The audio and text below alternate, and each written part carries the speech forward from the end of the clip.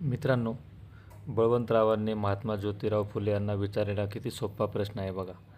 निर्माणकर्त्याचे वारंवार पोकळ नामस्मरण केल्याने त्यास संतोष होईल काय? त्यावर महात्मा फुले काय म्हणतात बघा.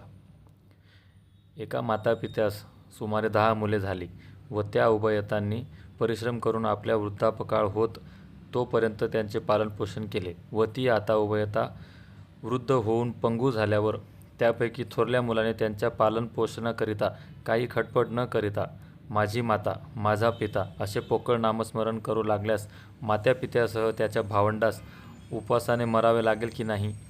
परंतु दुसऱ्या मुलाने मातापित्यांचे नामस्मरण न करिता मोठ्या काळ कष्टाने श्रम करून आपल्या मातापित्यांचे व धाकट्या भावंडांचे पालनपोषण केल्यास त्याचे आईबाप व बहीण भावंडे सुखी होऊन आनंद पावतील की नाही?